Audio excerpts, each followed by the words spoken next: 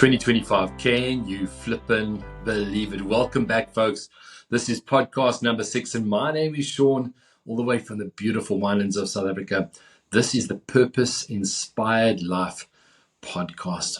You know, for those of you who haven't gone back and watched podcast number 1, 2, and etc., you'll think, Sean, why do you talk about the purpose inspired life as opposed to maybe the purpose driven life?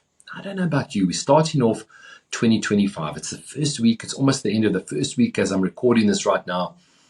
How many of you want to live a driven life? If you do, this isn't the right podcast for you. Yes. See you later. This is not for you. All I can say is for myself, having been a pharmacist for many, many years, worked 7 days a week on call. I had many call outs at 2 o'clock in the morning, 3 o'clock in the morning. I was on duty, as I say, 24/7, had to be called back from family gatherings, missed many events, worked really, really hard, stressed out, etc. Eventually got to a point where I saw my good friend and doctor, and she said to me, Sean, goodness, you know, you're starting to slur your speech. It's not a great sign. You're stressed.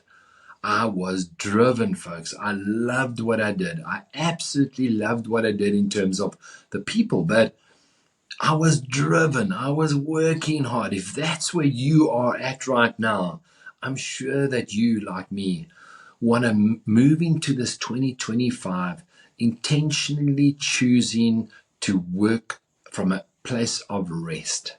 The purpose-inspired life. The purpose-inspired life. What is your purpose, and is it inspiring you in this moment as you are watching and listening to this podcast right now? Remember, this podcast comes to you both through the YouTube channel where you can watch, you can look at my mugshot as it were, or alternatively, you can listen to it on, the Spotifys, the Apple Podcasts, the Podbeans of this world. Either way, what are you choosing in 2025? How was your 2024? How did it go for you? I want to just start off by saying thank you to each and every one of you who sent me messages and connected with me right at the very end of 2024. On the 30th of December, we lost our dear mom. It was excruciatingly painful. All I can say is that even though we had mom for 95 years, I didn't have her for 95 years, she lived a beautiful life for 95 years. And I am so grateful, so thankful that she went peacefully and without pain. She transitioned to, man, I believe she's in the gardens, watering the gardens and listening to the birds with my dad right now in heaven. So thank you for sending me those messages. It wasn't an easy end to 2024. But in that moment of sadness, as I shared with my sister Colleen, I said, it's like my sadness turns to gladness. My sadness turns to gladness. Because if I could have ever hoped to have a full life, a beautiful life with the most incredible attitude and physically still active, almost right up until that final moment, I would choose my mom's life. I really would choose my mom's life. So I'm grateful and I'm thankful and I give thanks for that. But how was your overall 2024? One of the things that I learned from John Maxwell. Now, I coached and trained with John Maxwell. I was part of his founder circle members, coaching clients, as it were, when he formed the John Maxwell team back in August of 2011.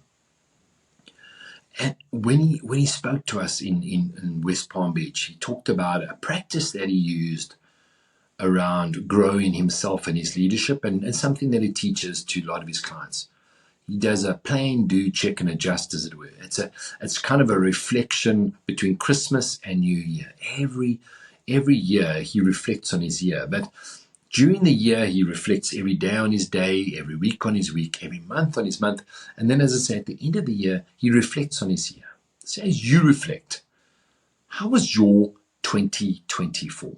If you have to be honest with yourself, was it pretty much a repeat of 2023, a repeat of 2022, 2021? You started off at the beginning of 2024 with your New Year's resolutions or whatever it is, your goals, your dreams. But as you reflect now on 2024, how was it for you? And how's 2025 going to be any different than 2024 for you? I was walking with Michelle this morning, as we do every morning over the holiday period. We go for a nice sort of to get those 10,000 steps in. And I was just sharing with my beautiful wife and saying, how can 2025 be different from 2024 for us and for the people that we interact with, my coaching clients? How can I speak and coach and train my coaching clients to really create a new life for themselves? We're co-creators. We are co-creators in our life. But most people, let's be honest, most people are doing this sort of Groundhog Day. They woke up on the 1st of January with this New Year's resolution or thoughts and anticipations and expectations of a new year. And statistics say that a vast amount of people drop off by the end of the first month. And only 9%, 8 or 9% of people who set themselves what they call resolutions or maybe goals for the year actually see it through. Now, I'm sure there's lots of other statistics. This is one study that I looked at. But I know this as a practice. I know this from experience, having coached over the last 15 years and set my own goals as well. So few people see it through. So where does that leave you? Where does it leave me in heading into 2025? I want to give you 3 points that just remember. What's easy to do is also easy not to do. Let's just never forget that. What's easy to do is also easy not to do. So let me start. Point number 1. Set your intention. Set your intention. I said on Facebook, my word for the year is intention. I often choose that word and have it many times over the last 15 years. Living life intentionally, choosing certain things intentionally. Why is that? Folks, if you don't realize this already, listen to me now. Wake up. Wake up. Wake up. Be conscious, be present in the moment right here with me now. Most people are living life on autopilot.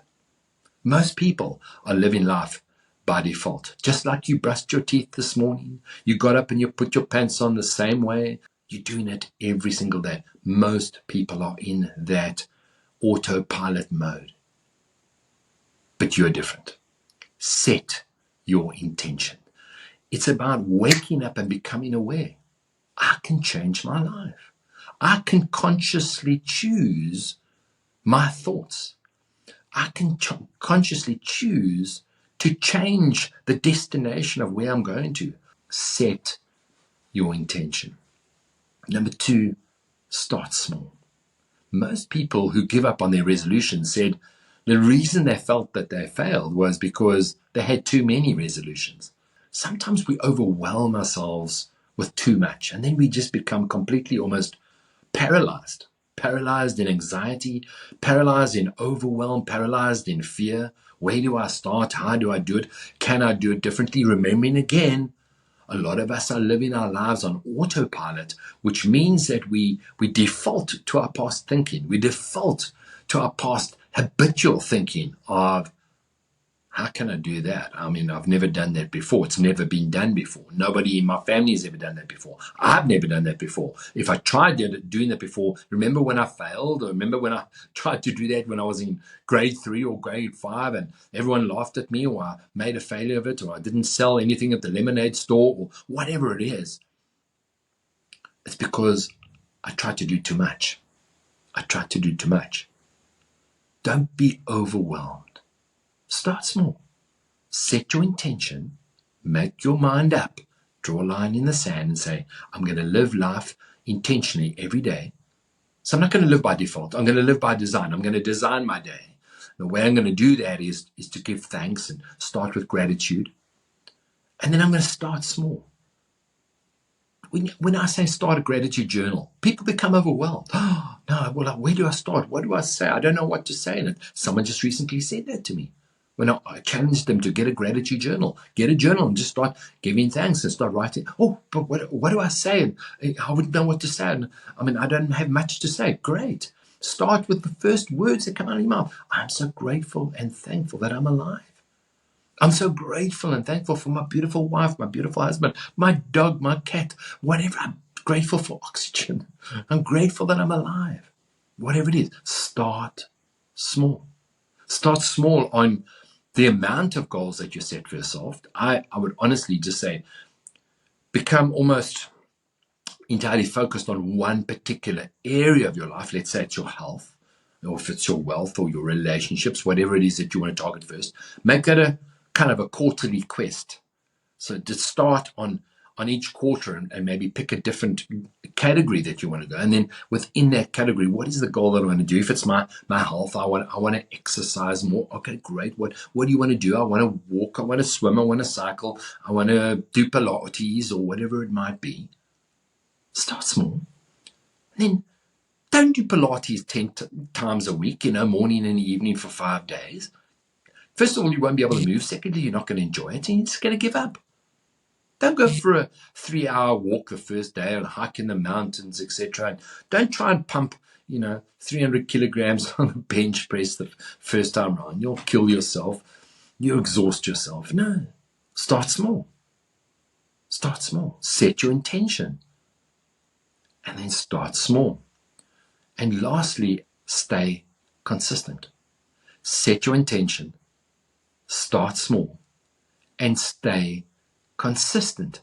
And here's the thing, folks, is most people throw the baby out of the bathwater. It's like an all or nothing thing. I'm going to do. I'm going to do that. I'm going to run every day. I'm going to start writing every day in my book. I'm going to write a book. I'm going to start speaking, motivational speaking. I'm going to start that business. So part of starting my home business is I'm going to phone 30 people a day, every single day. And that lasts for a few days, and then something happens and you fall off the log, and then it's, well, there you go. Back to 2024, 2021, 2019. When you last tried that and it didn't work, and so you fell off the log then and you gave up then. You were a failure then. No. Stay consistent. Now, if you do the setting of intention and the foundation of everything that you do in 2025 is from a place of gratitude, inside out living. I'm going to preach this, my brother. I'm going to preach this, my sister. I'm going to say it until I'm blue in the face. Not until I'm blue in the face, until I'm red in the face. I'm so excited about it. Living life from the inside out. Giving thanks, setting my intention and starting from a place of gratitude, ending from a place of gratitude every single day. If I start small and I pick that one thing and I'm going to go for it, and then I do stay consistent every day. Every day I do something small towards it. Every day I just stand up and I smile. Random acts of kindness. Writing that book. Starting that business. Loving that person. Taking care of your health. Whatever it might be. Folks, stay consistent. Set your intention. Start small and then repeat that. Rinse and repeat every single day. What's your first step? Folks, I'm coming back to you right now and I'm challenging you right now because I'm releasing this specifically a week after the beginning of January because lots of people have already dropped off that log. They're like, oh, well, there you go. I was going to have a health goal, but I've eaten that jam donut. Sure, it's tough. I'll start again on the 1st of January, 2026. No, folks, you want to build that business. You've been thinking about it. You maybe even started, or you were just kind of getting going, and then you got deflated. Something happened. Someone phoned you and said, Barbara, I was going to sign up in your business, but I'm not signing up anymore. I don't want to join your business. You were going to publish that book, and then that publisher phoned you and said, sorry, we've decided not to take you. So this is my encouragement to you.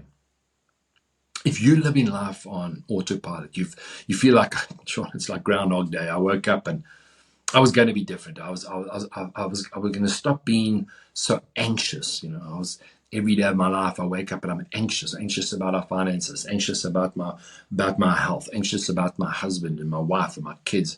I live in anxiety. I'm worried about everything, worried about the future, our future together, whatever it is. I want you to just pause for a moment, breathe, and I want you to give thanks about something you really are grateful for today.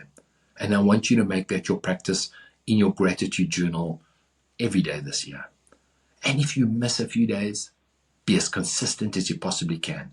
Set your intention. Start small. Just one line. I'm so grateful and thankful that I am alive. That's a great line. That's a great line. And then add something to that. Add something to that every week or every month as you go. Just be grateful from a place of gratitude. Start small. And just stay consistent. Stay consistent, my friend. If you've been down in the dumps, if you've been feeling like, man, Sean, I've already fallen off the log, I've given up. Well, I didn't even start. I didn't even want to start because I've started before and I've failed, and started before and I've made mistakes. I've started before and someone teased me or made fun of me. It's never worked before. Stop thinking from your past and start creating your future from now. This has been Sean on the Purpose Inspired Life podcast, and thank you so much for listening. Please make sure that you subscribed, that you like, you comment, share it with your friends, invite them to come and listen along or watch along with you. And this is going to be an exciting year. And I really speak life into each and every one of you for this year, 2025. Go out there and create the life of your dreams. Cheers.